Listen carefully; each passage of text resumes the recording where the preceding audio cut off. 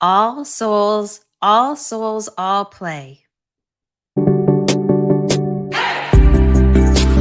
Welcome to Soul Guide with Vondi Lozano, a show about past lives, life between lives, and this life. Hey, everybody, I'm Vondi, and so glad you're here with me today. This month, we're talking about play. And in Molly's session last week, we heard her say that they told her, all souls, all play on the other side. So there were some things I wanted to share with you about playing. So let me click up my slides. I can't believe this is episode 10 of Soul Guide, but I'm really happy that you're here with me. So, I wanted to say a little bit about some of you know I found Michael Newton through my own mediumship training after I lost my dog and went to see a medium. And I was so enamored with connecting with the other side. I actually trained with him for a while. And the first workshop I went to, we thought it was going to be like a sit down discussion.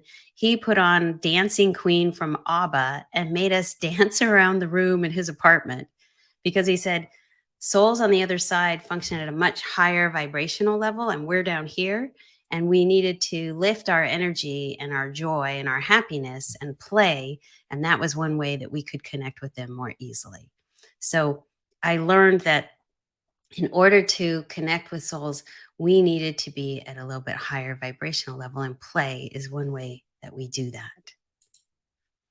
So there is mischief and play in the afterlife. Sometimes it's a single soul who's more the mischievous soul, but more often it's kind of a mischievous soul group. And sometimes those are younger groups, not always, but that's what I've seen. And they're like the pranksters, like they play tricks on the other souls and the other soul groups. And we'll say a little bit more about that in a minute. I had a spirit guide play a trick on me. Well, actually, it was a trick on my client. And I thought there was another time that a spirit guide was playing a trick on me, but it turned out he wasn't. I'll tell you about that in a minute. But the first one was I was doing a session for a friend of mine when I was still pretty new to this. And when she crossed over, it was very emotional when she met her spirit guide. But initially, she saw Jesus. And there are people who encounter who we would call Yeshua, the physical, actual being, as opposed to sort of the mythology, I guess, that later developed around Jesus. But she saw sort of the Christian Jesus of her childhood. And then it was almost like her spirit guide was wearing a mask and he was playing a trick with her. And that wasn't who her spirit guide was, but that's who initially the spirit guide presented as. So she was crying and laughing, and it was really intense and emotional. But her spirit guide was she said, he's playing a trick on me. So sometimes spirit guides can be a little crafty. Oh, and the one where I thought they were playing a trick on me was the session that had Mr. Mighty, which we'll have to talk about another time. That deserves its whole own show, its own episode. But it was someone who, when they crossed over, their spirit guide was mad at them. And I was like, that is not in the books. They did not tell us anything about that in my training. And I literally thought they were playing a trick on me. And it turned out her spirit guide was mad at her, well, probably annoyed because they said she was wasting her lives. And kind of if she didn't get it together, they weren't going to let her incarnate anymore. So that was a really interesting session. And that's the soul that went before Mr. Mighty, who is the place where you go when she said, when you're basically in trouble. So, like I said, that's a whole story for another time. But I thought, are they playing a trick on me? And in that one, they actually weren't. In Michael Newton's book, Destiny of Souls, I was looking it up this week. He talks about recreation in the afterlife. And I remembered when I was reading, there's art, there's music, there's games of tag, but they're interesting because they're like these light beings running around. There's a game called Gem Ball, which I've never encountered in my sessions, but where they're like sending little balls of energy to each other, but there's messages within that. So if you're interested in reading more, Destiny of Souls has a whole section on recreation. But they play in the afterlife. It's not all seriousness. So what I wanted to share was from some of the sessions, and some of them we've talked about on certain episodes already. So I put the episode in case you want to go back, and I'll say them out loud for the people who might be listening on podcasts later on. So episode 9, Molly, which was last week, her past life session, her first past life was Sam, who drank and played games and had adventures. And Molly was told to be jolly like Sam. Sam, the big pot-bellied guy with the no shirt on, the hairy pot belly. That's what it was. And so she was told to be jolly like Sam, to have adventures in this life. And she's going to come back July 8th for her to share about her Life Between Lives session, which we've already done, but we couldn't fit it all in last week. And in that session, they were trying to actually entice her to kind of wrap up this incarnation and get to the next level because she's ready to be on the other side and stop incarnating. And so they were showing her, in fact, it was Yeshua taking her around, flying around the afterlife, showing her how big it was, and said, "This is what it feels like to be free." And that's where they said, "All souls, all play." And there was even a dragon. They showed her a dragon. And it's funny because later on, she showed me the book that she sort of felt like she downloaded and she helped write. And she said it looked like that dragon. But anyway, I said, "Why are they showing you a dragon?" And they said, "To tell her there's magic here. There's magic, there's play, there's fun in the afterlife." And they kept telling her, have adventures, because they wanted her to overcome some of her fears. But they mostly wanted her to have fun and enjoy her life. And that's the theme that we hear in the next couple of ones we want to talk about. Jonathan, episode 6, and then Brian, episode 4. Jonathan, when he crossed over, he said, I asked people to describe what's their guide like. What do they look like? What's their personality like? And he said, "She's funny." And I was like, "She's funny?" And then his guide told him, "Enjoy your life, go somewhere where you'll be happier." So they were actually encouraging him to move out of the city to a place with trees. So he and his family are actually moving, I believe, to Tennessee. It's kind of crazy. And then in Brian's episode, again, relax, enjoy yourself. Don't take life too seriously because there's always a do over. So, for those of us who are still incarnating, there's always a chance to come back and do the lesson another time, like not to get too worried about it or take life too seriously. And then Ken, the ones with asterisks, their names have been changed because they've asked to keep their names private. But when he crossed over into his Life Between Lives and went to his soul group, I asked, where does your soul group meet? What is it like? And he said it was a group of souls chilling in a tropical cafe. Like they were all sitting in beach chairs. I picture them wearing Hawaiian shirts. What do they call them? Aloha shirts and flip flops. But he said chilling in a tropical cafe. And then this is really interesting. They laughed and joked about their incarnations. And he said, it felt like we've done this 1,000 times. He was sitting with his soulmate, actually. Callie was his soulmate, a cousin in this life. So they laugh and joke about their incarnations. So that's one of the things they do for fun, kind of as a pastime, is talk about the previous lives they've lived and how they've gone and a little bit of how they could have done this differently or that differently. But they laughed and joked about their incarnations. And I can't remember where I read this, but in one session, I remember reading when they went and talked with their spirit guide, they said, "How long did you talk?" And I think it was something like 20 years our time, but like 10 minutes their time. So time is really different over there too. So there's plenty of time to do all of this. And then Heather, her soul group met at a party in a pub with a fireplace. So again, a fun place. They were talking, laughing, smoking. Oh, this was the Mr. Mighty session, by the way. So her soul group was kind of a rogue soul group. They were playful. Their names were Hell Yeah and Roger That. I mean, they were kind of a goof off soul group. And again, they laughed and joked about their incarnations. Like that's their pastime. That's something they do for fun. And Leah, who will be on next week, she said in her soul group, they did fun activities where they evaluate each other's performances. She said it's like movie night where they replay, quote, performances from previous lifetimes. So I think they even refer to the lifetimes as a performance. Like, remember, that's real life. This is where they come to try things out. It's almost like, I think Brian said, it's like taking on an avatar. So they come here, they play out these roles, and then they go back. So that's where we're our true self. This is where we take on a persona, a specific life to learn a specific task. But she said they replay their performances like up on a stage, is what I pictured. And they evaluate each other. And she chose this life because one of the reasons she chose it is because it was going to be a fun life. There were other reasons too, success and love and happiness. And Leah will be on next week and we'll hear more. In fact, I'll tell you about that in a minute. And then this is really interesting. I have never had this happen in a session before, so the guides were definitely looking out for me. So Sarah, we'll call her, came this week and I asked her permission to share this and she said yes. So her whole soul group was playful and they played tricks on each other and then they said they played games and I was like, "What?" I started taking notes. They play games. That will be perfect for this week. And I hadn't told her we were going to focus on play, but I knew we were focusing on play. And I said, "What kind of games?" And they said, "Games like now you see it, now you don't. Now you see it, now you don't."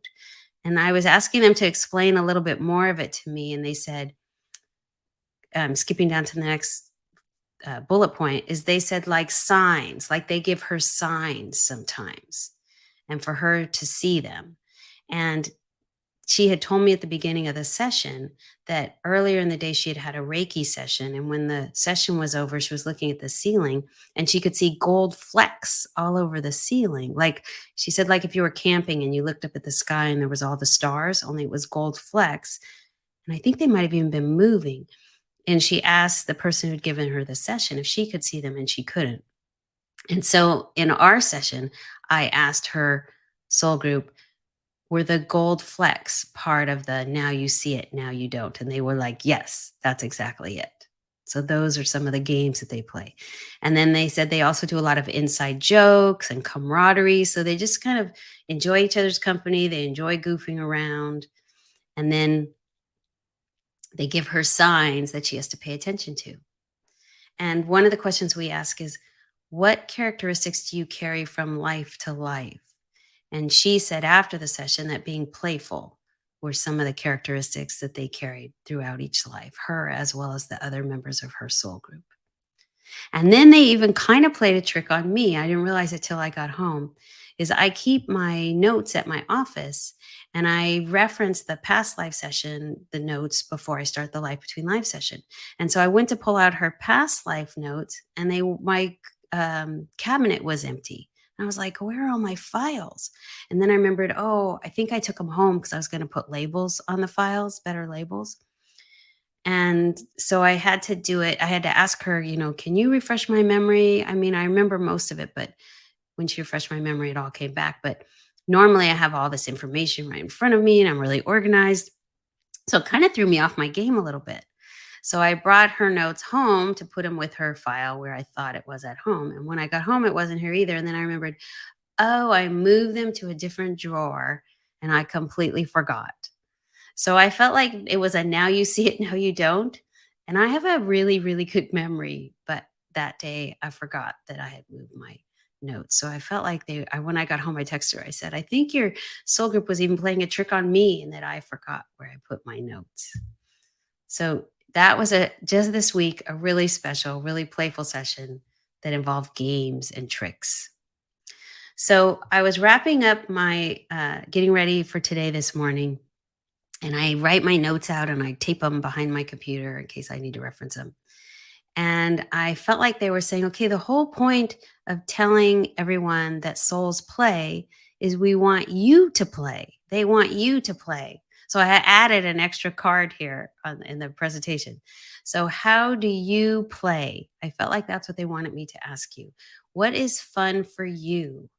I was looking up definitions because we're doing a blog post about this month, and it should be coming out next week. But the definition of play, play is how do they say it? Intrinsically rewarding. So there's no external reason to do it. There's no purpose. We don't get something out of it, or it's not like we get money or something. But it's just something that we do because it's enjoyable to us. So just maybe even allow yourself some time later today if you get a chance. What is fun for you? These are the questions to ask yourself. What stops you So sometimes we feel guilty or we feel like we should be working or there's so many other things we should be doing. I actually had another situation this week where someone was telling me exactly that, that they feel like they should always be working and that they're not taking care of business if they're not. So, but play is actually good for us. It's good for our brain. It's good for us in all kinds of ways. But mostly, it just replenishes our soul, and it's kind of what we're born to do. It's what we do on the other side. It's part of who we are. So, what stops you from playing, from having fun? And then maybe we just take baby steps. Like, what's one little way you could incorporate play or fun into your life? So they wanted me to make sure and ask you those questions. So if anybody wants to in the comments include what you like to do for play, I see some comments coming through. Oh, in fact, let me click on that. I would love to hear. So those are the things they wanted me to make sure and mention. How do you play? What is fun for you? What stops you? And then baby steps. I love dancing, singing, and helping others. It gives me joy. Krish Pillay, thank you. Acting is okay. There's Leah. She's going to be with us next week. Acting is so fun for me. David Ortiz, I love playing music and writing songs. You know what? I was thinking of you this week, David, that you playing the guitar, you sent me a beautiful song. And sometimes those things that we're gifted at, that we also like playing at, are things that we do on the other side. That's why we're so good at it. Not to take away from how good you are at something naturally, but we often are developing these gifts from life to life and even on the other side. Oh, and I forgot to say, music is the main way we communicate on the other side. It's not with words, it's with sounds, and particularly with music and singing. And Michael Newton mentions that quite a bit. I can't remember if it's Journey of Souls. It might be Destiny of Souls because he goes into more detail. So let me look over. I see Ola from Jose. I see hi. I see Leah and David. How funny.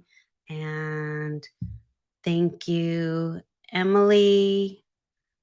Let's see. How playful children are and how infectious having opportunities to play with children can be. Oh, thanks. And my wonderful assistant Leticia is back. Thank you. She's putting the comments up for us. We're so happy you're back. This makes me think of how playful children are and how infectious having opportunities to play with children can be. Yes. And I think that's because they're newer, so they have forgotten.